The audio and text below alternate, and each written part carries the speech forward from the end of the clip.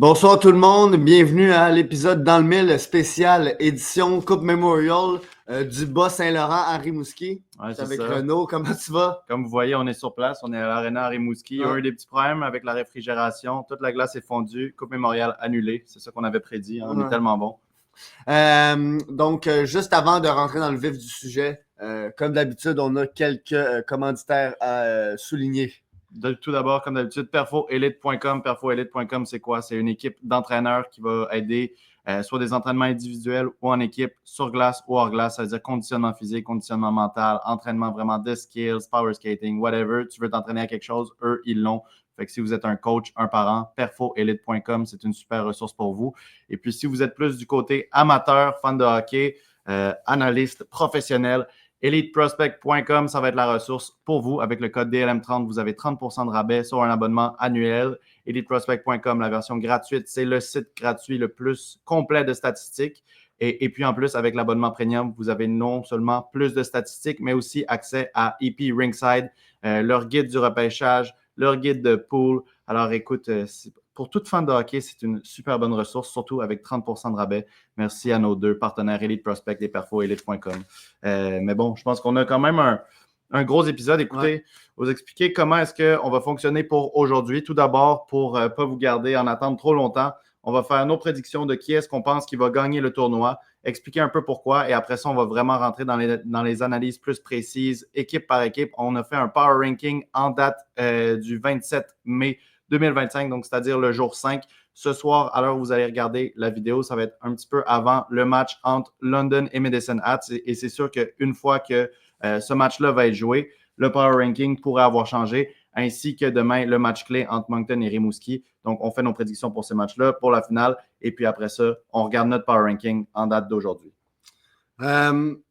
Pour commencer aussi, tu as parlé du fait qu'on a regardé 3 matchs sur 5, là, en fait, parce que le premier, on l'a manqué, justement, mais on l'a quand même regardé à la télé.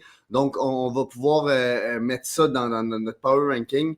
Est-ce qu'on commence par qui on pense va gagner? On peut. Prédiction, parce que c'est quand même, c'est des one game, tu sais, c'est pas des séries, donc comment ça fonctionne, c'est que là, on est dans la phase préliminaire.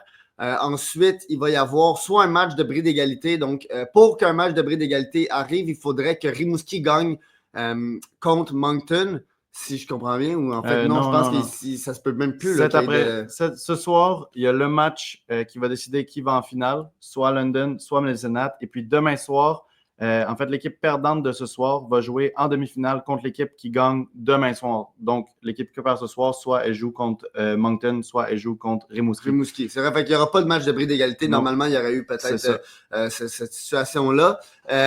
Et donc, ça fait que c'est quand même des matchs très importants qui s'en viennent. Mais aussi que, justement, c'était arrivé, je pense, en 2009 que l'équipe avait perdu les 2 premiers matchs, avait gagné son 3e match, s'était ramassé en demi-finale, avait gagné, puis ils se rendent en finale, puis ils gagnent. Donc, Rimouski et Moncton, en ce moment, n'ont aucune victoire, mais ils ont encore une chance de gagner. Donc, c'est ça qui rend le tournoi intéressant. Et en même temps, London puis Medicine Hat de l'autre côté, ben, il faut pas qu'il ait la coule douce. Et je pense que c'est peut-être un des avantages qu'on va donner à London, qui est notre équipe qu'on voit se rendre le plus loin, parce qu'ils ont 13 joueurs qui étaient dans l'édition de la Coupe Memorial l'année passée.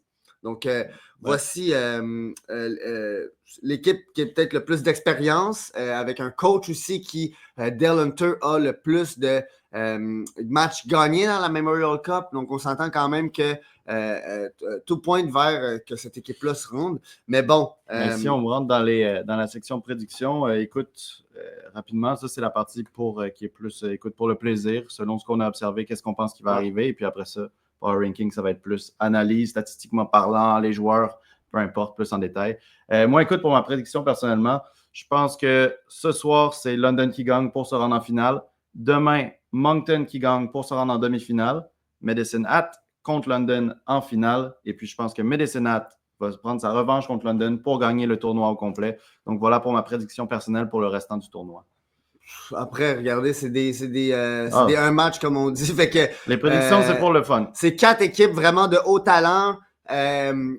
je pense que où est-ce que c'est le plus safe, ça serait de dire que Moncton gagne contre Rimouski parce que Rimouski, c'est la seule équipe qui n'a pas gagné son championnat. Rimouski, c'est peut-être aussi l'équipe qui a le moins de power, de talent élite, dans le sens que Moncton ont dénoyé, qui est un joueur vraiment phénoménal.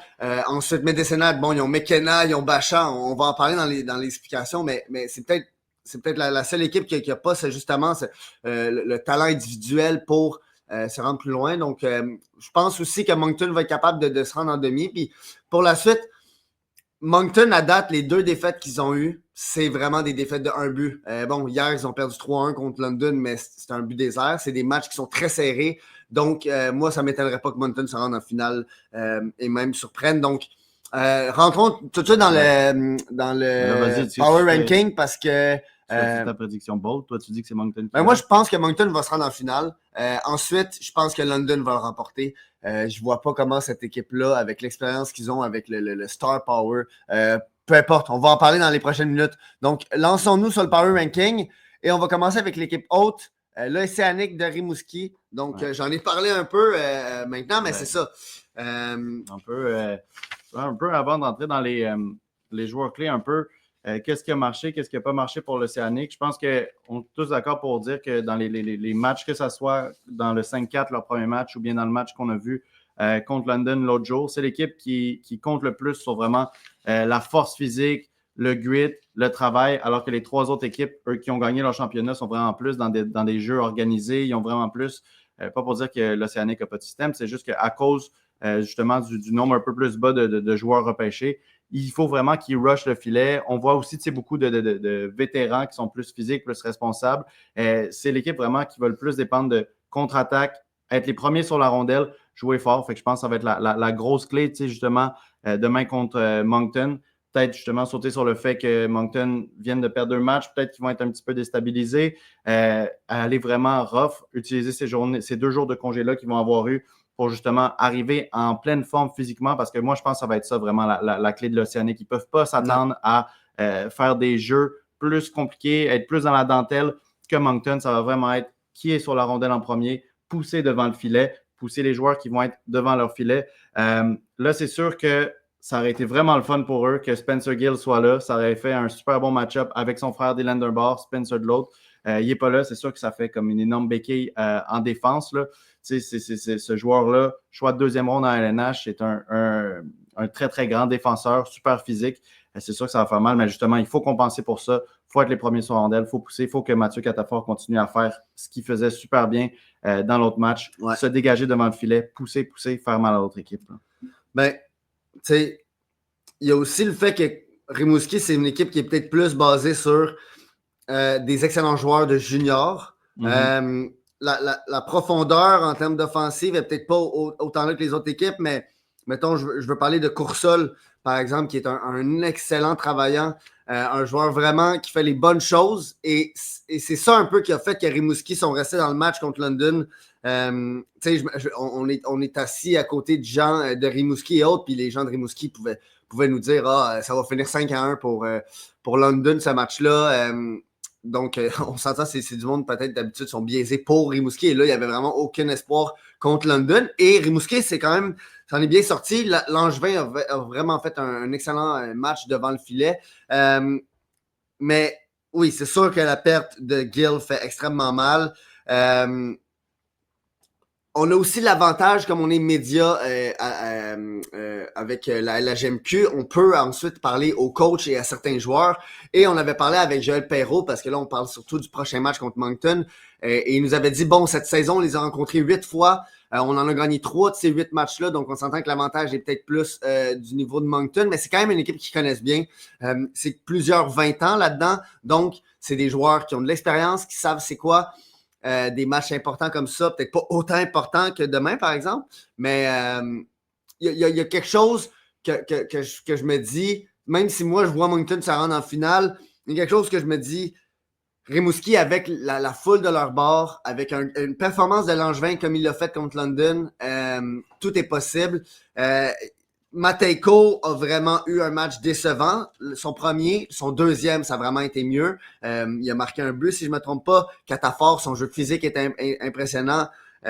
Moi, il y a un joueur que j'aime énormément, c'est Alexandre Blais.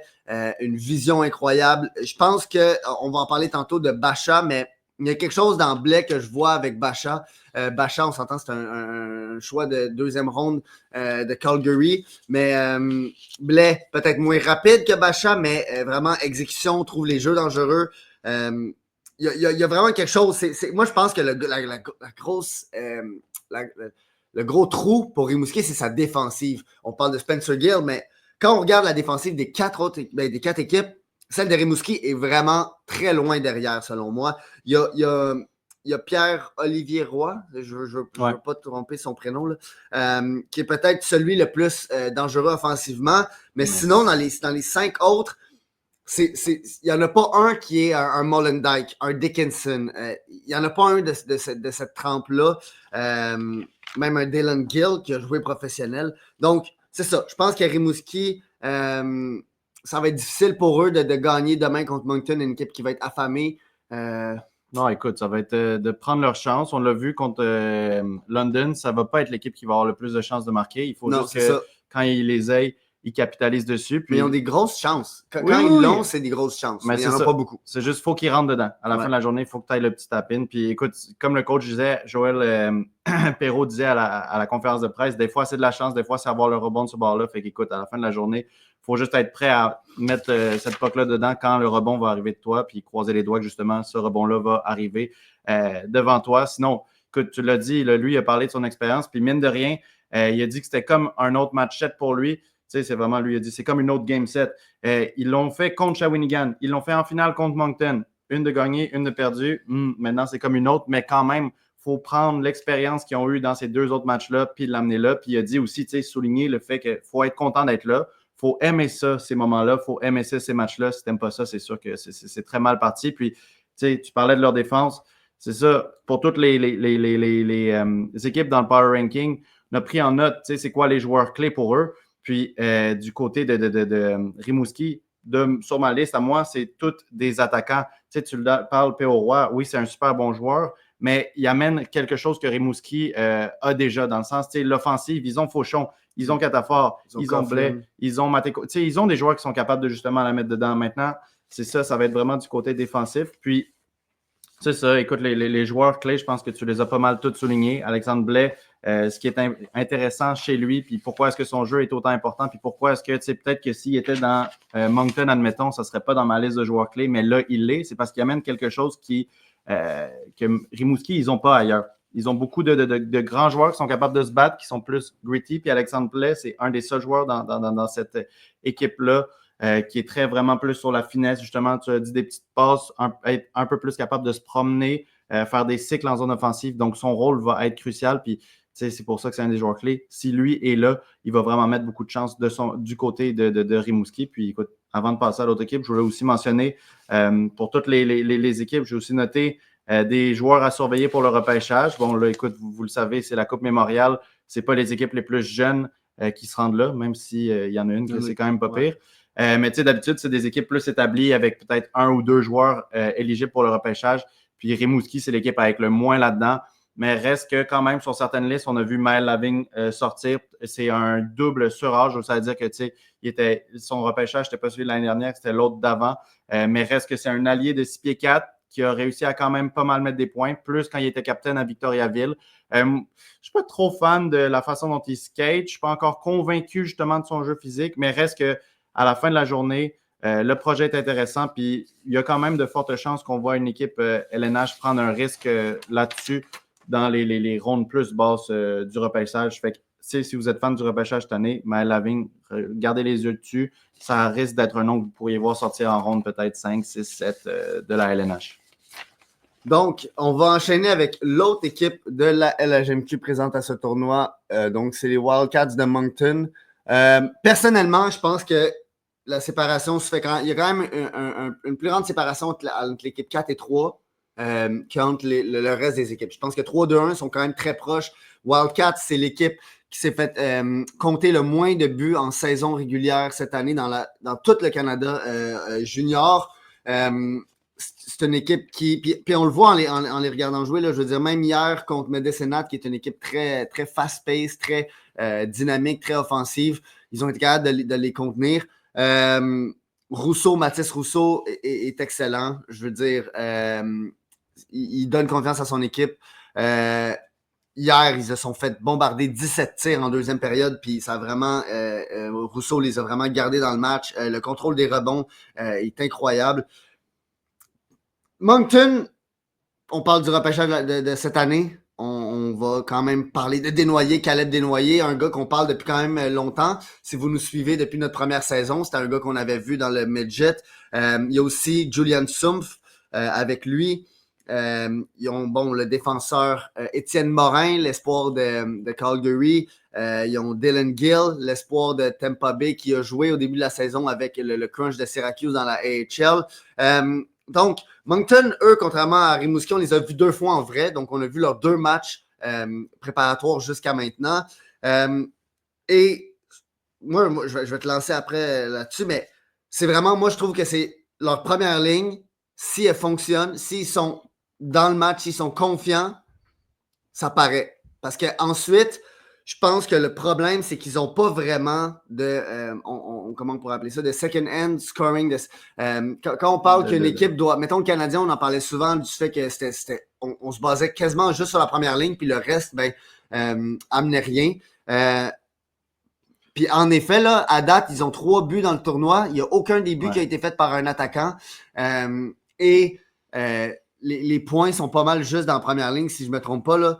Donc, c'est ça. Ils ont peut-être un petit problème d'avoir une profondeur qui amène quelque chose.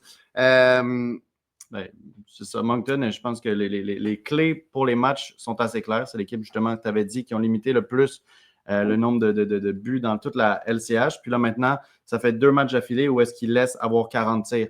Je comprends, c'est 2 super bonnes équipes, mais à la fin de la journée, quand tu es un powerhouse défensif, comme on dit, il faut que tu ailles limiter les tirs. La clé, ça va être, Rousseau, tu l'as dit, je pense que c'est potentiellement, on pourrait avoir la discussion de pourquoi c'est le meilleur gardien de but dans ces équipes-là. Fait que, ça aussi, c'est une clé. Puis lui, il est présent. Il donne les chances à Moncton de rester dans le match. Fait que ça va être important de garder ça pour le restant du tournoi. Mais là, maintenant, c'est ça. Il faut que les défenseurs l'aident un peu, limitent les tirs de l'autre bord parce que 40 tirs à chaque soir, c'est vraiment super épuisant. Puis je pense que leur joueur, Gabe Smith, nous l'avait dit à la conférence de presse après le premier match qu'on a vu, donc au jour 2, leur match contre London, je pense. Il a dit, on a montré qu'on pouvait jouer contre n'importe quelle équipe, mais il faut jouer un plein 60, puis je pense que dans les 2 matchs, c'est très, très, très valide. Hier, contre Medicine Hat, écoute, la deuxième période, ils se sont fait complètement dominer. Il y a un des journalistes de l'autre bord qui venait de Cap-Breton, donc c'est pas un journaliste pour une équipe, mais qui nous dit « Ouf, ça fait de la peine de voir Moncton jouer comme ça ».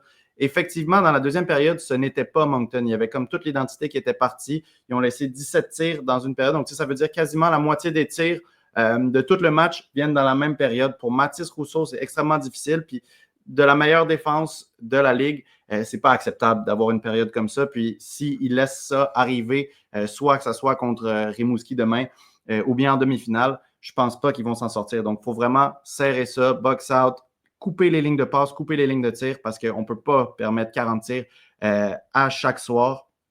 Sinon, c'est ça aussi, ce qui n'a pas marché hier contre Medicine Hat. C'était, tu l'as dit, la première ligne.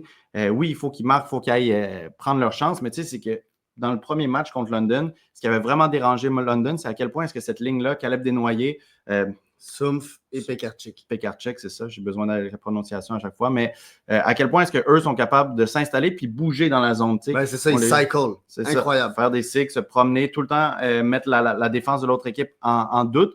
Puis hier, on a vu Desnoyers constamment essayer de faire ça, mais Medicine Hat ont complètement réussi à fermer toutes ces lignes de passe, couper ses options, puis après ça, le coincer jusqu'à temps qu'il puisse se mettre 2 contre lui, puis forcer un revirement rapide. Fait que si ils arrivent justement en demi-finale, encore une fois, pour leur prochain match, puis on arrive à box out Caleb Desnoyers comme ça, à lui couper toutes ses options, puis que les autres joueurs ne sont pas capables de faire le six sans lui, c'est sûr que ça ne se rendra pas là. Puis, mais hier, tu te rappelles-tu, à la fin de la première, on s'est dit, aïe, la première ligne a juste buildé. C'est comme s'ils ont commencé quand même lent, Puis dans la première période, on voyait vraiment une évolution dans leur jeu, on voyait une évolution dans la confiance, dans leur contrôle de rondelle, puis ça s'est tout écroulé en deuxième. C'est aussi, reste qu'à la fin de la journée, si on compare les temps de possession de rondelle de ce premier trio-là contre London versus contre Medicine Hat, même dans la première période, quand ça s'améliorait, c'était des possessions de rondelle. Tu sais, Caleb Desnoyers puis son trio marquent des buts quand ils ont la puck longtemps dans la zone offensive, puis ils peuvent faire plusieurs passes. Contre Medicine Hat,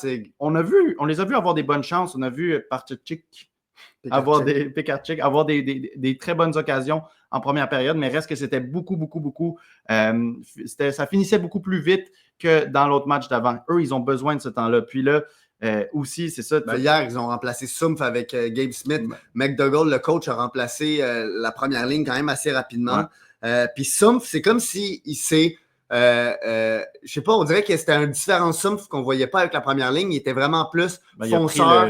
Il a pris le lead de sa ligne. Il fonçait vers le centre du filet, vers le centre de la glace. Il prenait des tirs. Il était en rapidité. Alors que normalement, avec la première ligne, ça va être souvent Desnoyers ou en fait, ça va être souvent Pekarczyk qui rentre avec la rondelle, Desnoyers qui va la recevoir, puis Desnoyers ensuite qui installe le jeu. Fait que est-ce que Sumpf, c'est un style de jeu qui lui va mieux, dans le sens que moi, Sumpf, c'était pas un joueur cette saison que je vois, on l'entendait parler et tout, mais je voyais peut-être pas le potentiel de plus. Mais là, hier, quand il a été séparé de sa ligne, là, je voyais plus le joueur individuellement.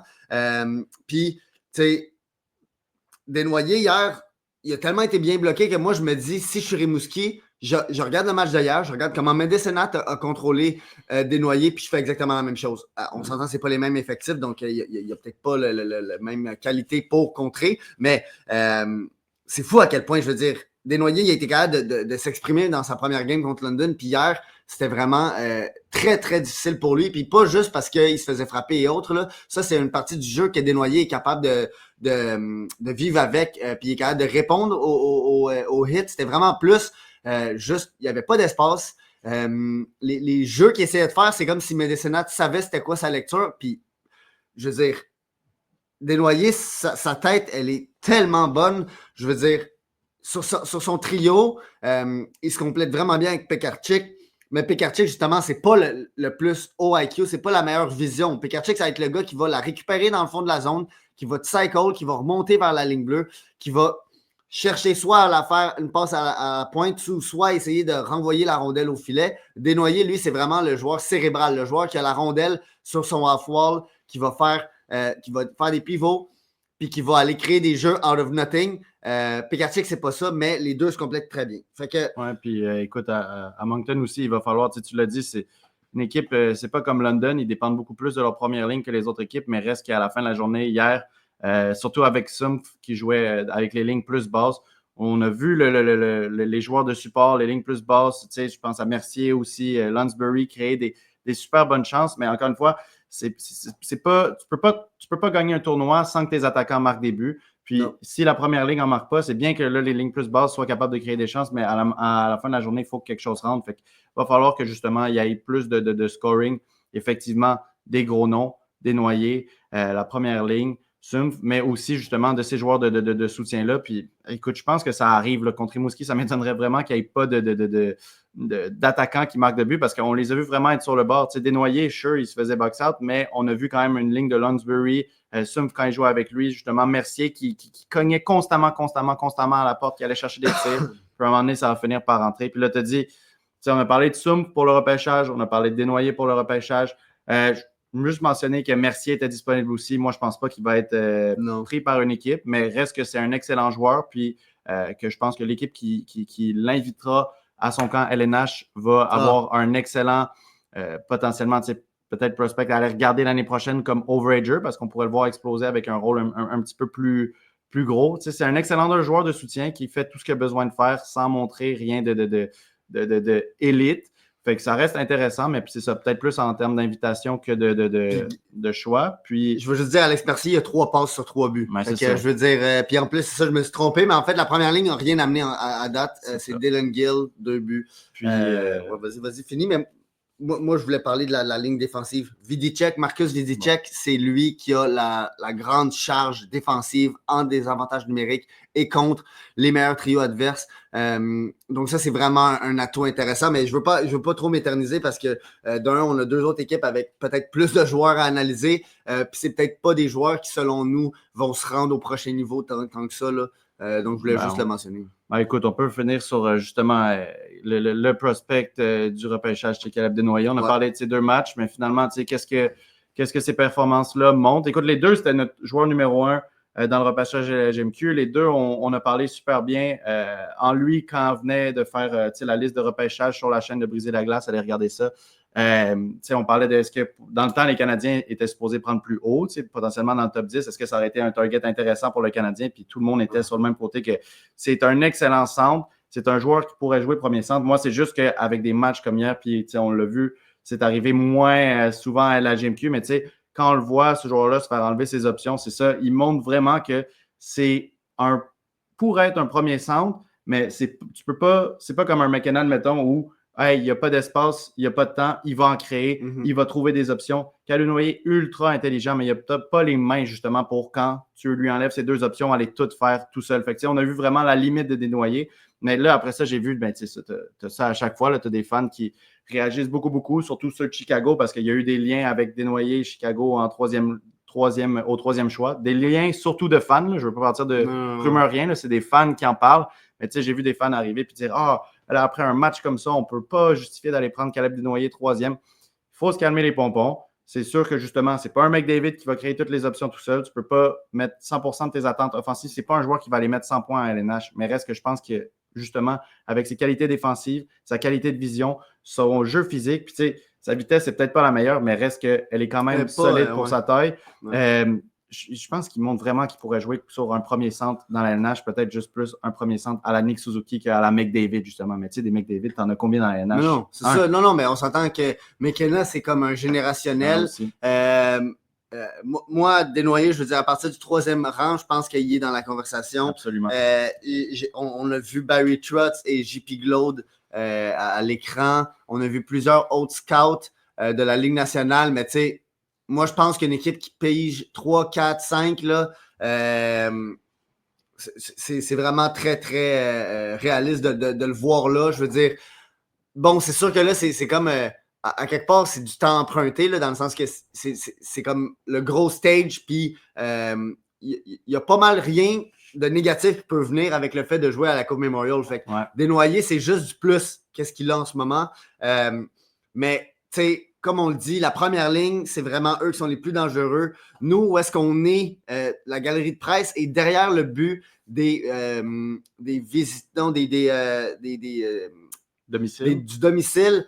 Donc, on voit attaquer 2 fois les visiteurs. Et à date, je pense qu'on a eu 3 périodes en tout où est-ce que Moncton était devant nous à attaquer. Puis, sincèrement, Desnoyers, c'est juste fantastique. C'est des détails. C'est les petits détails. Puis, c'est ça que hier, c'était fou contre Médécénage parce que c'est comme si il était rentré un peu dans sa tête. Puis là, Desnoyers, tu le voyais rater des petits...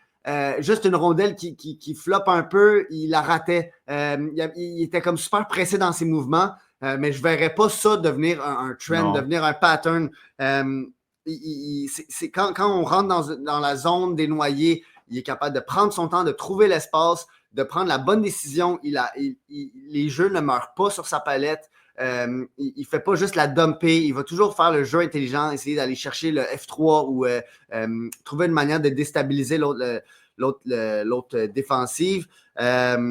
Fait que moi, sincèrement, c'est ça. Chicago, je trouverais ça vraiment intéressant parce que surtout avec un Connor Bedard qui est vu comme un generational puis qui est vu avec un potentiel offensif énorme, Desnoyers, je pense que c'est peut-être plus un Suzuki Eshier dans les 80-90 points, mais qui joue sur ton premier piqué, sur ton premier power play.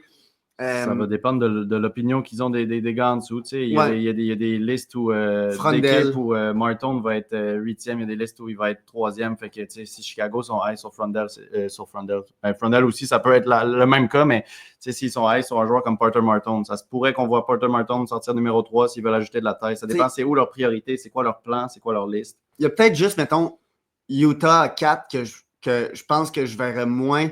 aller chercher un dénoyé, dans le sens que ils ont un Barrett Hayton qui là est un peu ressorti. C'est vraiment pas le même calibre selon moi, mais je pense que Porter Martin, je le verrais vraiment avec les Mammouths. Mais sinon, tu sais, à Nashville, là, je vois tellement dénoyer dans un chandail de Nashville. Je veux dire, je trouve que ça fit avec sa physicalité.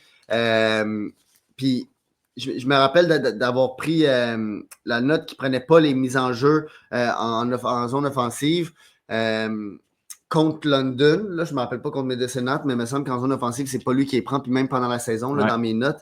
Mais tu sais, quand tu vois une équipe comme London, Dale Hunter, un coach d'expérience vraiment, bon, je sais pas c'est quoi, ça fait 20 ans qu'il est dans le junior, mettre Oliver Bunk et Sam Dickinson et les concentrer sur Desnoyers, ben tu te dis, OK, il y a quelque chose de spécial avec lui.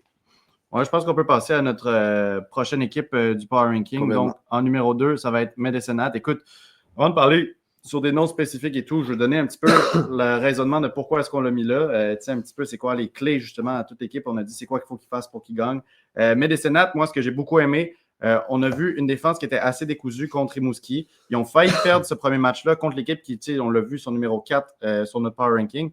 Mais la performance, l'amélioration sur les problèmes qu'on a vus en 2 jours, tu sais, pour le match après ça qui sont arrivés contre Moncton, on a vu une équipe complètement différente, plus organisée défensivement. Puis eux, tu sais, ce qui est vraiment intéressant, on disait qu'il y avait une équipe qui avait plus de noms qui étaient là pour le repêchage. Bien, c'est vraiment les Medicine Hat Tigers.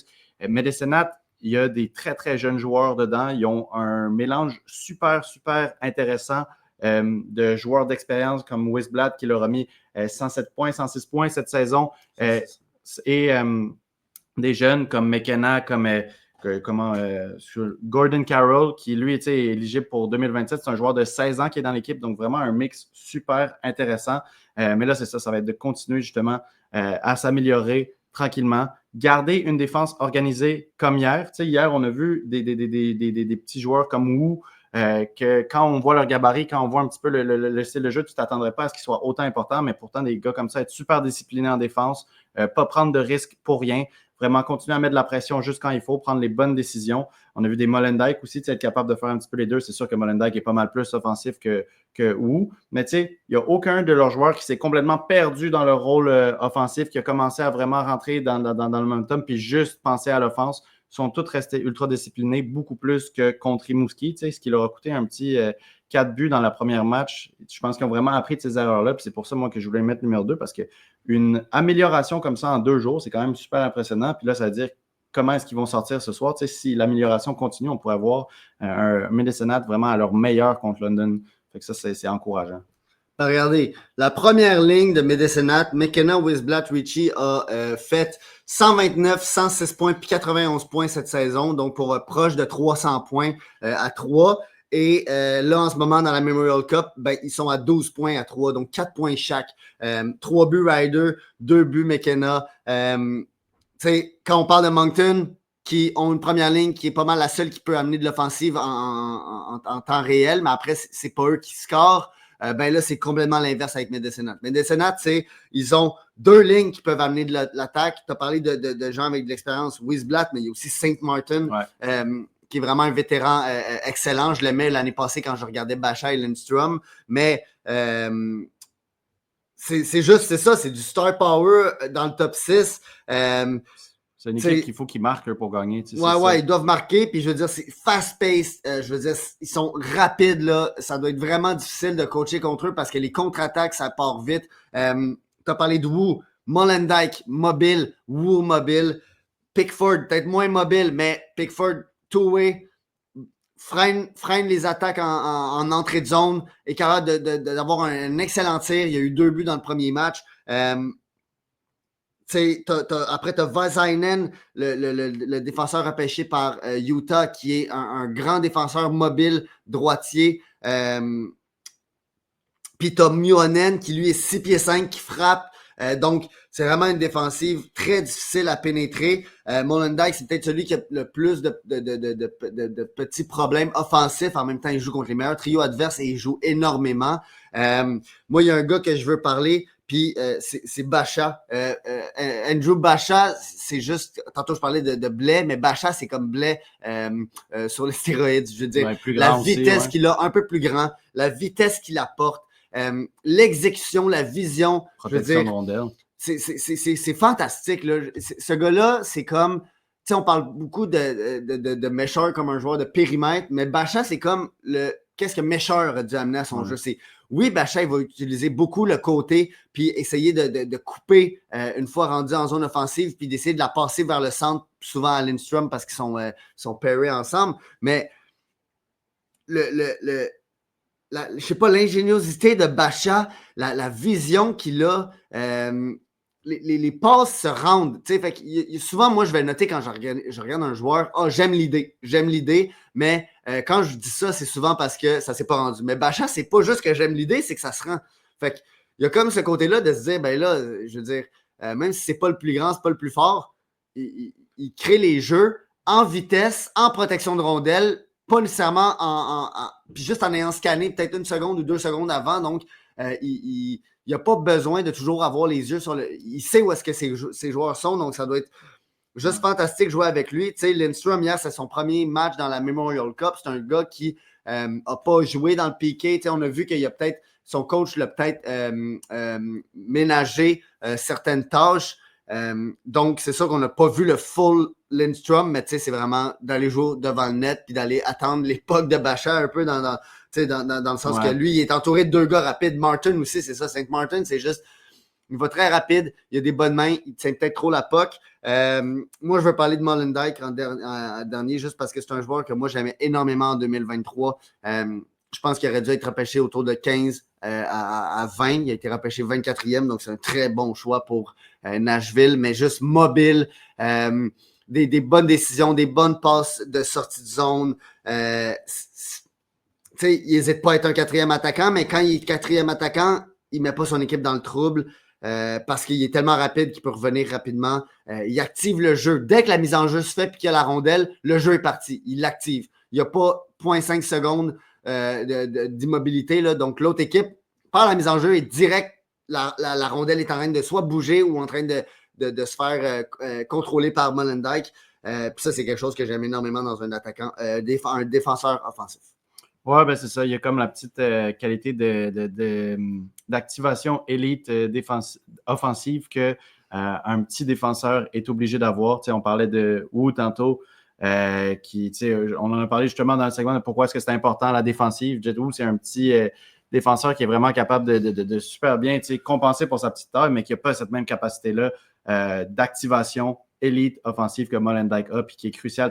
6 pieds, c'est pas petit, mais c'est pas grand. Là, il y a beaucoup d'équipes dans la LNH que si tu mettais un Molendyk dedans, ça serait le plus petit joueur de la brigade défensive. Fait qu'il faut vraiment qu'il amène quelque chose de spécial, comme Lane Hutton, qui est pas... Lane Hutton est pas mal plus petit, mais il faut quand même qu'il y ait un petit quelque chose de spécial pour être petit et rentrer... C'est ça, les deux, pour rentrer dans une brigade offensive LNH. Maintenant, je pense on a pas mal couvert tous les joueurs clés. Bacha, on l'a dit. Bacha, moi, il m'a vraiment fait penser à, pour ceux qui ont regardé l'épisode sur le Vermont, à Teddy Stiga. Peut-être un petit peu moins de la qualité que j'ai inventée de Stiga off the puck, là, dans le sens Stiga est vraiment partout.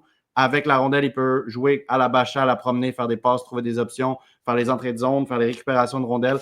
Et en plus, off the puck, il est super intense. Il allait vraiment mettre de la pression sur les autres, faire des récupérations de rondelles.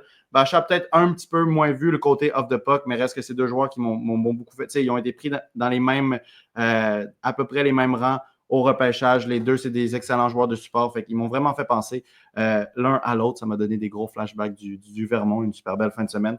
Et puis, celui que je pense qu'on a nommé, mais qu'on n'a pas vu son plein potentiel hier, c'était vraiment Caden Lindstrom, justement, qui joue avec Bacha. Si Caden Lindstrom est capable de justement prendre son jeu un petit peu plus haut, si on voit vraiment le Caden Lindstrom qui avait travaillé son tir, l'avait rendu un petit peu plus précis sans que ce soit le meilleur, qui était capable de s'activer plus rapidement, qui faisait plus que juste aller devant le filet. Là, oui, c'est important devant le filet, mais tu ne peux pas prendre 4e overall au repêchage de LNH juste parce que tu es devant le filet. Puis hier, on l'a vu avoir des flashs, des beaux playmaking, des tirs rapides, des belles entrée de zone, du beau jeu de support, c'est bien se placer, se trouver ouvert pour avoir une bonne ligne de tir, mais souvent, il ratait ses tirs.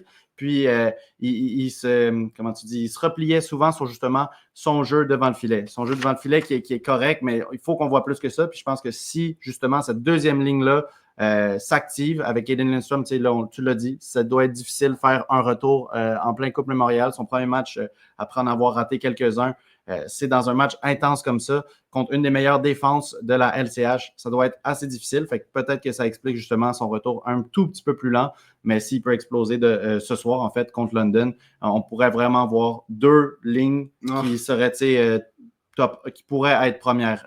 Sinon, là, écoute, on a des noms à maudit pour cette partie-là, mais tu sais, encore une fois, à surveiller pour le repêchage. Puis là, celui-là, c'est drôle parce que tu en as à surveiller pour le repêchage cette année, un à surveiller, deux à surveiller pour le repêchage l'année prochaine, un à surveiller pour le repêchage de l'autre année d'après. Fait que tu sais, quand je disais que c'était un mix de jeunes et de vétérans, cette équipe-là, c'est vraiment fou. On a Pickford, tu l'as dit, c'est un défenseur vraiment two-way. On a vu quelques erreurs défensives, mais pour la part offensive qui amène, tu sais, ça se compense. J'ai hâte de voir les équipes LNH vont prendre un risque sur lui s'il va être repêché, lui, c'est 100% sûr. Donc, lui, ça va être pour cette année. C'est déjà un sur-âge, donc il y a un an de plus. Mais l'année dernière, il y avait eu un temps de jeu extrêmement limité. Cette année, il a vraiment explosé en WHL et en série. C'est ça, en série et à la Coupe Memorial. Il y a eu un énorme match contre Rimouski hier. C'était un petit peu plus tranquille, mais on l'a vu avoir des flashs offensifs. Tu as Wu encore un peu à la Mercier juste avant. Est-ce qu'il va être repêché? Je ne penserais pas, mais reste que le patin est bon. Il est capable de tirer. Il y a pour un gars de 5 pieds 9, là, son jeu physique est excellent. J'ai vu dans Elite Prospect, il avait fait justement des LM30 pour 30% off. Il avait fait justement des scouting notes dessus. Puis le dernier match que Mitch Brown avait regardé de Jonas Wu, il a dit ça a été le meilleur défenseur de Medicine-Hat. Puis je pense qu'hier, on aurait pu avoir la même discussion pour dire que ça a été le défenseur le plus efficace de Medicine-Hat. À 5 pieds 9, c'est extrêmement impressionnant. Donc, tu sais, peut-être que... Puis il y a reverse hit sur Gabe Smith. Gabe Smith de Moncton, c'est un gros gaillard, là, très massif. Ouais. Et il est arrivé pour frapper Wu, puis Wu s'est retourné, puis il l'a frappé. Puis Wu, il est 160 livres. On a vu ça arriver une couple de fois. Des gros plaquages sur des joueurs qui font 4-5 pieds de plus que lui. C'est fou. Mais c'est ça. Reste qu'il est 5 pieds 9 puis il n'a pas cette qualité élite offensive. Fait que lui, s'il sort, ça serait vraiment 6-7e ronde. Un beau projet peut-être pour une équipe LNH qui n'a pas de petits défenseurs comme ça. L'année prochaine, Gavin McKenna, peut-être à surveiller à une invitation au camp. Là, McKenna, je ne pense pas qu'il va être repêché très haut. Peut-être 7e round, c'est un bon bet. Son cousin était bien meilleur. Mais non, mais Gavin McKenna, écoute, Gavin McKenna, c'est Gavin McKenna. Allez regarder la highlight, c'est ça. Création d'espace, des passes qui sortent de n'importe où. Ça va être le choix numéro 1. Faire quelque chose hors de rien, en fait. Hier, c'était peut-être pas son meilleur match. Mais reste que c'est ça. Il finit avec une passe. C'est pas un bon match, moi, je le veux, tu sais. Ouais. Tout le monde le veut.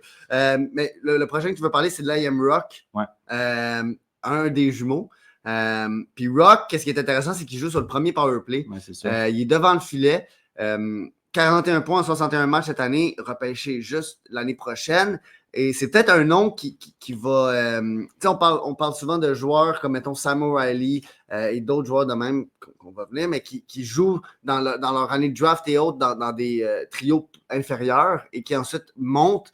Là, je ne sais pas à quel point Rock va être capable de monter avec la profondeur que cette équipe-là a et le fait qu'il y a déjà un rôle sur le powerplay, mais son coach hier, il disait que justement, il voit vraiment bien la glace, qu'il est bon pour aller récupérer des rondelles en fond de territoire, puis que c'est très difficile pour un gars de 16 ans, ou en tout cas un gars qui joue sa saison de 16 ans, de jouer dans la Memorial Cup parce que normalement, c'est un tournoi qui est plus âgé, comme on a pu voir avec Rimouski. Donc, vraiment intéressant, ça, ce Liam Rock-là. On ne l'a pas vu beaucoup, là, parce que ça justement, va être à regarder l'année prochaine. À Memorial Cup, là, sincèrement, les 4e trios, on les voit peut-être un shift. Mais j'ai mis, vous irez voir sur le TikTok de Sur la bande, il y a un clip de 30 secondes, je pense, d'un des chiffres du power play de Medicine Hat, puis c'est un des chiffres où justement Liam Rock est devant le filet. Fait qu'écoute, je ne peux pas en dire trop sur son style de jeu parce qu'on ne l'a pas vu à 5 contre 5. Ça va vraiment être la saison prochaine à regarder ça, mais gardez l'œil ouvert. Puis si vous voulez voir son style de jeu sur le powerplay, c'est à quel point il est agressif devant le filet, cherche les options de rebound, les options de tir facile. C'est tout le temps le bâton vraiment serré, prêt à décocher ou prendre un retour. Allez regarder. il est quand même impressionnant à voir, puis comment il se fait pas pousser. J'ai aimé ça, mais ça, je pense qu'on l'a vu 2 shifts. Un autre qu'on a vu vraiment pas beaucoup, mais lui, ce qui est intéressant, c'est qu'il est éligible. Lui, il a 16 ans en ce moment, là, il est éligible en 2027, c'était Gordon Carroll. Ouais. Écoute, ça ne sert à rien d'analyser 15 minutes un gars qu'il n'a même pas joué 15 minutes hier. Lui, je pense qu'il doit avoir joué 4-5 minutes. Là. On l'a vu vraiment 2 mises au jeu et tout. Il avait quand même l'air d'avoir une très bonne vision de jeu. C'est juste travailler l'exécution. Mais tu sais, 16 ans à la Coupe Mémoriale, moi, je pense que c'est vraiment un gars qu'il va falloir vraiment garder à l'œil pour le repêchage 2027 parce qu'il y en a combien de joueurs qui, dans ce repêchage-là, qui vont actuellement avoir joué dans, que ce soit Coupe Mémoriale ou bien des séries importantes de leur ligue, le top niveau où est-ce qu'il peut être à cet âge-là. C'est assez impressionnant. Puis, les petits moments qu'il a été là sur la glace, il ne s'est pas fait intimider, il n'avait pas l'air hors de position. C'est ça que je te dis, c'est juste des petites erreurs d'exécution. L'idée, elle est bonne. L'exécution, il n'y a pas assez le temps pour le faire. Mais ça, à 16 ans, ça va s'améliorer, c'est sûr. Puis je suis juste content que justement, on l'ait vu avoir un tout petit peu de temps de glace. Là. Fait que Gordon Carroll a gardé en tête pour le repêchage 2027. Passons maintenant à la dernière équipe. Donc, en fait, je veux juste dire, Médécénat, là, avec justement les joueurs qu'on vient de vous parler, m'étonnerait vraiment pas qu'on les revoie dans la Memorial Cup l'année prochaine. En plus du fait que la Memorial Cup est dans WHL, donc Médécénat n'aurait même pas à gagner le championnat, il y aurait juste à se rendre en finale contre Kelowna et il pourrait participer à la Memorial Cup. Donc, ça donne la plupart du temps un peu plus de chance à une équipe de la faire. Et donc, pour finir, l'équipe qu'on n'a pas parlé encore, les Knights de London. Ouais. Ça, c'est l'équipe qu'on va voir le plus pendant notre séjour. Donc, on va les voir 3 fois. On aura vu leurs 3 matchs préparatoires. Mais à date, juste avec les 2 matchs qu'on a vus, on a un très bon visuel, très bonne idée de c'est qui. Là. C'est l'équipe la plus complète du tournoi, c'est 100% sûr, la plus organisée. Ça part, il n'y a comme pas de gros défauts dans l'équipe. Dans le sens, l'entraîneur a de l'expérience, ils ont une équipe profonde, ils ont une équipe qui joue à organiser. Leur défense, elle est un petit peu plus axée sur l'offense, mais quand même, même leurs défenseurs offensifs sont pas petits, fait qu'ils peuvent jouer les 2 côtés. Alors là, ça va vraiment être utiliser leur expérience de l'année dernière. C'est une équipe que l'année dernière s'était rendue en finale de la Coupe Mémoriale, avait perdu. C'est un peu ça aussi que leur entraîneur nous a dit. Il a dit, parce que c'est un des entraîneurs qui a coaché c'est l'entraîneur qui a le plus de victoires à la Coupe Mémoriale, puis un des entraîneurs qui a coaché le plus de matchs à la Coupe Mémoriale. Et puis, quand je lui ai posé une question, justement, à la conférence de presse après un match, ça qu'il nous a dit, plus je fais de tournois, plus je sais comment préparer mes joueurs à jouer contre l'élite de la LCH. Puis là, ça va vraiment être question de... Il a déjà coaché d'autres finales, il a déjà gagné des finales, il a déjà perdu des finales. Ça va être vraiment de la préparation que ces gars-là vont avoir, l'organisation. Maintenant, quand on parle vraiment du jeu sur la glace, ça va vraiment être de sortir puis d'avoir du jeu défensif comme on a vu dans leur 2e match. Sam Dickinson, le premier match, quand on les a vus contre Moncton, c'était un petit peu plus difficile. On le voyait prendre un petit peu plus de risques des fois où il ne fallait pas. Il y avait de la misère. Il prenait le temps à sortir la rondelle de sa zone. C'était vraiment pas lui. Puis le lendemain, on l'a vu vraiment être stable, être le côté défensif ultra fiable sans enlever son attaque, dans le sens quand son équipe commençait à perdre un but, on l'a vu prendre ses risques, aller jouer plus haut, ce qui a même mené à un des buts de son équipe. Donc, on a vu vraiment le jeu complet de Sam Dickinson. Puis là, c'est ça qu'il va falloir que la défense de London aille. Ce côté vraiment shutdown-là qui fait mal, qui plaque quand le match est serré ou bien quand il mène. Et puis, sans perdre le côté justement du support offensif où les défenseurs peuvent amener la rondelle de leur zone jusque dans l'autre zone, créer les chances quand l'équipe justement traîne de 1-2 buts. Quand l'équipe a vraiment besoin de ces gros moments-là, la défense, il faut qu'ils viennent leur donner en restant fiable défensivement. C'est juste une équipe, bon, on pourrait surtout les fans de la OHL pourraient dire que London, c'est un peu comme un cheat code dans le sens que, si vous ne le savez pas, justement, Dale Hunter, Mark Hunter, c'est 2 frères qui sont là depuis 2004-2005, si je crois bien, là, ou oui. 2002, c'est 2004-2005 la première année. Ou bien 2003-2004, 2004-2005, c'est la première Coupe Mémoriale avec Corey Perry dans l'équipe. C'est une équipe qui a beaucoup de chance dans le sens que les joueurs veulent aller jouer à London, donc beaucoup de joueurs vont faire hey non, moi je ne veux pas jouer avec votre équipe, je vais aller aux États-Unis, à moins que vous m'échangiez à London. Donc, bon, c'est pour ça que London, ils ont des bons joueurs maintenant, des bons joueurs pour l'année prochaine, des bons joueurs pour dans 2 ans. Tu sais, comme, bon, pour dans 2 ans, je ne sais pas, là, mais ils ont ils ont du star power des repêchages passés, puis ils ont du star power de repêchage cette année, puis de repêchage, ben pas cette année, mais tu sais, en tout cas, vous comprenez ce que je veux dire? Quand il y a des stars qui sortent, il y en a qui rentrent. Il y en a qui rentrent, c'est ça. Fait qu'il n'y a pas de problème là, mais c'est ça, la défensive, je veux dire, Dickinson, Brustewich, Woolley, puis Bunk, même je pourrais dire Cam Allen, qui moi, selon moi, joue un tournoi et vraiment qui m'étonne à date parce que c'est un joueur qui était vu peut-être même top 15 en 2023 et qui avait complètement, ou 2024, là, je veux pas me tromper, je pense. puis qui vraiment était tombé 4e ou 5e ronde. Et là, on voit vraiment un différent Cam Allen. Pour cette année, tu as Henry Brustewich, le frère de Hunter Brustewich, l'espoir de Vancouver. En fait, non, maintenant, il est rendu à Calgary. Mais c'est dans la même région, c'est pas grave. C'est la même région, ouais. Toi, tu as parlé de Dickinson. Brustewich, c'est peut-être moins élite, mais très bon tir. On le voit prendre beaucoup de tirs. Il a marqué un but. Il trouve les trous. Il est capable de faire des bons jeux de sortie de zone. Il a une bonne mobilité. C'est peut-être pas le gars le plus mobile dans tous les sens. C'est ça la différence avec Dickinson. Oui, c'est ça. Mais il est quand même très... il est peut-être plus nord-sud, mais je vois pas comme de problème avec son patin. C'est un joueur que all-around j'aime bien. On peut voir Martin Lapointe et Vincent Riendo. Donc, Martin Lapointe, c'est le directeur du recrutement du Canadien et Vincent Riendo, c'est le recruteur des gardiens de but. Ils sont à la Memorial Cup, ils sont là à chaque match.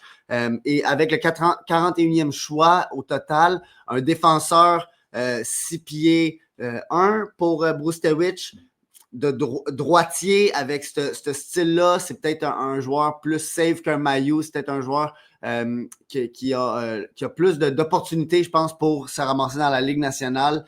Il est plus two-way. Ça ne m'étonnerait vraiment pas qu'avec le choix de Pittsburgh, ça soit une des raisons pourquoi Martin Lapointe est là au match de London. On a parlé d'O'Reilly de tantôt un peu, mais moi, je veux parler de Cohen. Cohen, c'est vraiment... Moi, je pense que je l'aime plus que toi. Cohen, c'est juste offensivement, c'est un dynamo. Je veux dire, les mains, il crée des jeux, il est dangereux, il tire rapidement, il se protège bien. Le jeu physique, ça ne le fait pas peur. Lui aussi, ça connecte comme Bacha. C'est comme si tout connecte. Tout se ramasse par être une chance dangereuse quand il y a la rondelle. Vous pouvez le voir dans le but gagnant contre Moncton. Si je ne me trompe pas, le premier match qu'on a vu, il fait un spinorama, un genre de spinorama dans la zone offensive. Il revient sur la half-wall, puis il l'envoie vers le net, puis ça rentre en déviation. Mais c'est comme des fois, si c'est trop facile. Il lit tellement bien le bâton des défenseurs. Ouais. Dans le jeu junior, Easton Cowan, c'est vraiment pas mal. C'est un top 6. Tu dis que tu l'aimes plus. Moi, j'ai rien à dire sur son jeu junior. En ce moment, il joue vraiment comme il sait que ça va marcher. Il est capable de tenir la rondelle longtemps. C'est juste, justement, ces tendances-là à garder cette rondelle-là. Quand tu montes d'un niveau, ça va moins marcher. C'est pour ça, tu sais, il y en a qui diraient justement top 6. Moi, j'aurais plus tendance à dire middle 6. Mais tu sais, à la fin de la journée, la ligne entre un centre de troisième trio et de deuxième trio, il y en a une, mais elle n'est pas énorme. Là, sur une équipe qui va aller profonde, c'est comme Toronto, là, où est-ce qu'il va se mettre.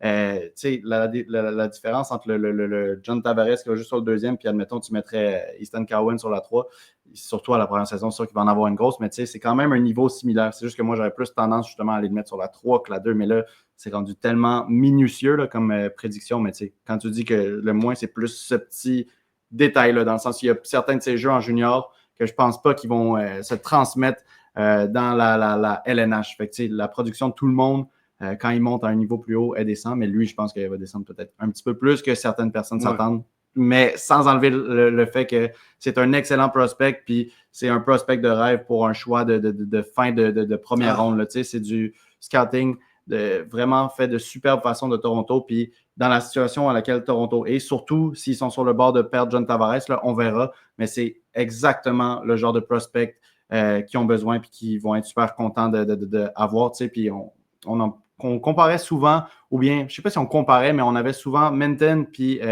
Cowan dans la même discussion.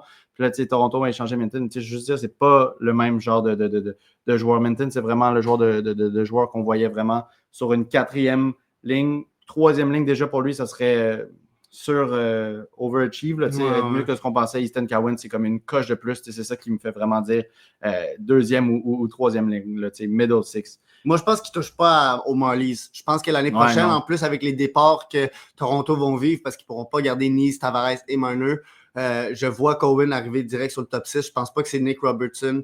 Je pense que justement, il y a le petit côté hargneux. Puis c'est drôle parce qu'au dernier match contre Rimouski, il se ramasse à la fin du match. C'est sûr qu'il gagne. C'est à l'autre bout de la glace. Donc, c'est sûr que c'est ça. Il y a un avantage où est-ce que quand c'est dans notre zone, on voit très bien, mais quand c'est à l'autre bout de la glace, on voit peut-être moins bien. Et je vois juste Cowan, après la mise en jeu, comme être à genoux par terre puis vraiment avoir mal à un pied. Donc, dans la conférence de presse, j'y demande, parce que je voyais tout le long du match qu'il était vraiment en dessous de la peau des joueurs de Rimouski, avait vraiment l'air d'avoir comme irrité ces joueurs-là. J'y demande un peu, est-ce que c'est quelque chose que tu trouves gratifiant de sentir que tu es en dessous de la peau de l'autre équipe? Puis, tu sais, je parle justement de l'événement à la fin du match. Puis il me dit, en fait, c'est juste que j'ai bloqué un tir.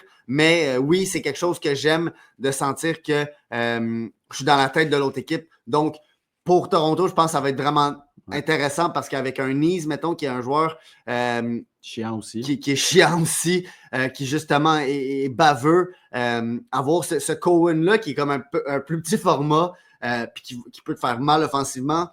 Je trouve ça vraiment intéressant. Là. En tout cas, c'est un petit parallèle que je voulais faire parce que moi, c'est quelque chose que j'aime. Là. Je veux dire, mon joueur préféré de London, c'est Denver Barkey. Pas parce que je le vois nécessairement avoir une longue carrière dans la Ligue nationale, même si je pense qu'il pourrait en avoir une quand même.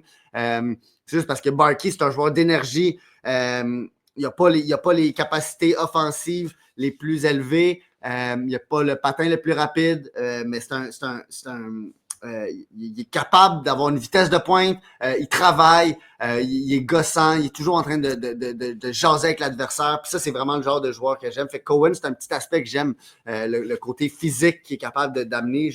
Puis je l'avais vu au début de la saison, au match des recrues entre les Canadiens et Toronto. Puis Cowan, c'est ça, il était vraiment visé physiquement, là, puis il a toujours été capable de répondre, d'éviter les contacts. Et même pendant la saison en OHL, il était vraiment visé parce que justement, c'est une des étoiles de l'équipe. Mais c'est ça, il répond, il est capable de frapper pour de vrai. Puis comment il décoche ses tirs hors équilibre sur son mauvais pied.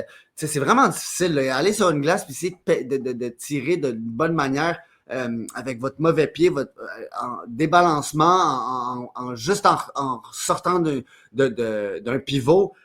C'est vraiment quelque chose que je trouve qui se transpose très bien à la Ligue nationale parce que dans la Ligue nationale, si tu dois tirer avec le setting parfait, ben tu vas jamais tirer. Ah ouais, puis écoute, c'est ça, c'est tous des joueurs qui amènent tellement offensivement à London, puis il faut que ça reste comme ça pour le restant du tournoi. Denver Barkey, que tu as mentionné, moi, c'est ce qui m'a vraiment le plus impressionné dans ces matchs. Et oui, il y a cette intensité-là qu'on savait qu'il était là, mais c'est aussi à quel point est-ce qu'il s'adapte bien à la pression. Sa vitesse de réaction, la vitesse de prise de décision, à quel point est-ce qu'il fait bouger la rondelle, surtout quand il est sur le power play, là, qui est ultra important pour London. On essaiera d'en filmer un petit coup ce soir. Ouais. Vous regarderez sur le TikTok, on va essayer de vous mettre ça. Mais c'est vraiment ça qui m'a impressionné. Puis, London, ils ont énormément de joueurs dynamiques comme ça. Un autre joueur clé on a mentionné brièvement, mais qu'on n'a pas focus dessus, c'est aussi Oliver Bunk, là, un prospect de la même équipe justement que Denver Barkey. Encore une fois, c'est dynamique, c'est la mobilité, sans perdre justement d'efficacité défensive. Fait que c'est vraiment ça un peu le nom de l'heure là, chez London. Rapidité, cohésion, puis justement, c'est ces petits jeux créatifs qui sortent de nulle part. Puis là, eux aussi, ce que le coach de Moncton nous avait dit, c'est à quel point tu peux pas te préparer à jouer contre London parce qu'ils ont comme 3 premières lignes. Ouais. Puis, je voulais aussi juste vraiment souligner l'importance justement de ces lignes de soutien parce que sur ces lignes de soutien-là, tu as des joueurs que s'ils étaient dans d'autres équipes, ils seraient sur la première ligne ou la deuxième ligne. Je pense ici à Nurmi qu'on n'a pas vu se démarquer tant que ça offensivement, mais qui est très, très dans les détails. Moi, je le comparais beaucoup à Michak, un joueur que justement, quand il est arrivé en AHL, la production n'a pas été là, mais reste qu'il jouait quand même sur le penalty kill de Laval. Il restait efficace en récupération de rondelles. Nurmi, c'est ça que je vois en ce moment. Là, il est capable d'amener la rondelle au filet, mais c'est plus justement dans la récupération, garder la rondelle dans la zone offensive. Mais ça, pour une équipe comme London, c'est vraiment, vraiment crucial, même si ça fait douter du potentiel offensif de Nurmi en tant que joueur individuel. Ça reste super utile à l'équipe. Puis un autre joueur qui, dans London, il bouge beaucoup les lignes. Fait qu'il y a des périodes où il y a un rôle qui est vraiment de soutien, puis il y a des rôles où bien il y a des périodes où bien il joue avec la première ligne. Mais moi, je pense le joueur que, si on veut le qualifier de soutien, qui m'a le plus impressionné du tournoi, c'était Blake Montgomery, qui avait commencé sa saison à 20. C'était sa saison où il finit à 20 ans. Il a commencé en USHL. Moi, c'est vraiment pas. USHL, je regarde. On n'a pas vraiment accès à ça. Fait que je regarde très, très, très, très rarement. Souvent, c'est plus des clips. Fait que Blake Montgomery, j'avais connaissance du nom, j'avais vu quelques clips. Il avait brisé la glace, justement, qui avait mis beaucoup, beaucoup de clips, qui était quand même fan de sa grande taille, qui en avait parlé à son aide repêchage. Fait que je savais un petit peu quel type de joueur c'était, mais il m'a vraiment, vraiment impressionné à la Coupe Mémoriale. Il était au-dessus de points par match pendant la saison régulière. En série, ça a continué. Puis là, à la Coupe Mémoriale, il décoche ses tirs ultra rapidement. Il a des mains, sans que ses mains ce soit les meilleures, pour un gars de 6 pieds 4, explose bien, bonne vitesse. Des mains, on l'a vu des fois faire des entrées de zone coupée au milieu, puis prendre un tir rapidement quand il y avait 2 défenseurs devant lui. Pour un gars de 6 pieds 4, c'est extrêmement impressionnant. Puis je pense pas qu'on a vu d'autres gars avec ce même genre de projection dans ce tournoi-là faire ce même type de jeu. Fait que c'est pour ça aussi que lui, on avait vu, je pense, le premier match, des gens qui parlaient de potentiellement un bon gars de middle six. Peut-être que justement, on le voyait plus sur un troisième, un peu pour les mêmes points que je disais avec Easton Cowan, mais reste qu'il m'a beaucoup, beaucoup impressionné. Je m'attendais à avoir un joueur plus grinder, plus physique de quatrième trio. Mais lui, il a des petites habilités qui, justement, je ne serais pas gêné de dire que, potentiellement, sur un troisième trio, ça pourrait être un power forward. Des fois, les power forwards, c'est comme un peu des trous noirs offensifs. Là. Ils amènent beaucoup, sont capables de récupérer la rondelle derrière le filet, mais après ça, il ne se passe rien. Blake Montgomery, j'ai beaucoup aimé ses habiletés, justement, à amener la rondelle, créer des chances, ou bien quand il n'y a pas de chance, décocher le tir rapidement lui-même, être celui qui est à la réception de cette chance-là à la place de celui qui fait juste récupérer la rondelle puis la renvoyer devant le filet. Ouais, j'ai pas grand-chose à rajouter. Altunen aussi, c'est un joueur intéressant qui joue plus troisième trio, qui lui, c'est peut-être plus de comment je le vois, c'est peut-être plus un one-trick pony. Là. Il y a Ryder Ritchie aussi de Medicine Hat qu'on n'a pas parlé, qui sont deux plus justement doués vers les buts. Je pense que Ryder Ritchie, je le préfère un peu parce que je le trouve plus utile au match en général, mais Altunen, regarde, je veux dire, c'est quoi? C'est 50 buts cette saison. Ben, c'est du bon positionnement. C'est des deux bon gars qui vont trouver power le trou. play, tir. Ryder Ritchie va être plus, un peu plus petit, fait que plus mobile, plus intense pendant la game, sans être justement le plus efficace dans sa propre zone. Il y a des trous dans son jeu, mais il essaye, il se promène. Alors que Altunen, justement, un peu plus grand, fait qu'il va être moins mobile, mais ça va être un petit peu plus difficile de lui enlever la rondelle. Puis le one-timer de Altunen, je pense que c'est le meilleur de tout le tournoi. Ryder Ritchie a un excellent tir du poignet. Il est capable de décocher rapidement, puis même le one-timer, il est correct. Là. Mais Altunen, c'est un one-timer précis et ultra, ultra lourd. Fait que tu marques pas 50 buts avec un petit tir pas très fort. Là. Altunen, wow. Puis Altunen, c'est vraiment le genre de joueur, on s'en était parlé, mais c'est comme, tu le vois pas de la game, puis il ressort avec 2 buts. Fait que, tu sais, c'est ça. Il y a des joueurs de même, puis après, c'est l'interprétation de chacun. C'est subjectif de se dire, est-ce que c'est un joueur de ce type-là, mais qui va être capable de se rendre dans la Ligue nationale, ou est-ce que c'est un joueur de ce type-là qui ne va pas l'être? Altunen, il y a le gabarit pour être capable d'amener quelque chose d'autre. Donc, je pense qu'avec le coaching, ça pourrait se rendre. Puis, de toute façon, il est à San José. Est-ce que c'est un des joueurs qui va peut-être se ramasser coincé à un moment donné parce qu'il n'y aura justement plus de place sur un top 6, parce que je ne vois pas nécessairement où est-ce qu'il peut être si c'est pas sur un top 6, là, Ben, à moins que tu le Altunen, mettes sur ou une troisième ligne, mais ouais. sur le premier powerplay. C'est juste qu'il faut qu'il soit en position de marquer des buts. Ouais. Si tu as un Altunen dans ton équipe Qui marque pas de but, qui n'est pas sur le powerplay, ben, pas qu'il va te servir à rien, mais ça va être loin du joueur le plus utile dans ton équipe. Mais mettons, en ce moment, c'est Cam Lund qui était sur la deuxième ligne à la fin de la saison, si je ne me trompe pas. Cam Lund, c'est peut-être plus un joueur de bottom six, donc c'est peut-être là qu'Altunen pourrait rentrer. Ouais, mais bon, Altunen, il lui reste encore une année junior, si je ne me trompe pas. Mais en même temps, Altunen n'a pas été repêché dans la OHL, donc il pourrait jouer ils l'ont fait jouer. Ils l'ont fait jouer au début de la saison AHL. Donc il devrait jouer AHL. Puis c'est ça, AHL, quand ils l'ont fait commencer, il a quand même réussi à marquer des buts, ouais. puis il a été efficace offensivement. Fait que, j'ai pas de trouble à penser que justement ce gars-là va être capable de trouver le fond du filet. Puis des fois, c'est juste que un peu à la Laine à Montréal, tu peux pas avoir 4 gars qui font ça. Tu peux en avoir un tu fais jouer sur tes lignes plus basses puis qui est sur ton premier powerplay, qui cherche le one-timer, qui va te marquer des gros buts. C'est cool, mais tu peux pas en avoir trop. Tu peux pas avoir une ligne complète d'Altunen qui sont pas les plus mobiles, pas les plus efficaces, qui récupèrent pas la rondelle. Un, c'est assez. Il faut que tu sois le meilleur c'est dans une équipe. C'est ça. Fait que regardez, on a un match très important qui se joue en ce moment pour ceux qui écoutent le podcast en live. Sinon, juste en tout cas, si tu as d'autres choses à dire de la Coupe Memorial, mais sinon, c'était vraiment le fun comme expérience. Il y a plusieurs autres choses qui se passent. Laval qui sera en finale de conférence, c'est super intéressant. La PWHL, c'est terminé. Thomas Tatar, c'est fini en NHL. Donc, en tout cas, il y a plusieurs choses qui se passent dans le monde du hockey. Nous, on se retrouve aussi, je ne me souviens plus c'est quoi la date exacte du repêchage LNH, mais au repêchage LNH, moi et Jules, on est en direct pour commenter les choix du Canadien et de toutes les équipes, un peu discuter avec vous. C'est que si vous n'avez rien de prévu ou bien vous vouliez juste regarder le repêchage tout seul, mettez le stream avec nous. On va être là pour regarder ça avec vous, faire des petites analyses de joueurs, surtout sur LHMQ. Ben c'est ça, si vous avez manqué notre épisode du top 10, on a un épisode de, je pense, presque 2 heures de justement nos top 10 des joueurs de la LHMQ. Donc, c'est ça, on est au draft. On va sûrement avoir des épisodes par-ci, par-là jusqu'au draft. Donc, c'est ça. Merci beaucoup d'avoir écouté et on se revoit dans un moment indéterminé, mais bientôt. Ouais, appréciez la vue, les derniers moments. J'espère que vous avez aimé l'intro spéciale. C'est pour aider à faire dodo. Bonne soirée.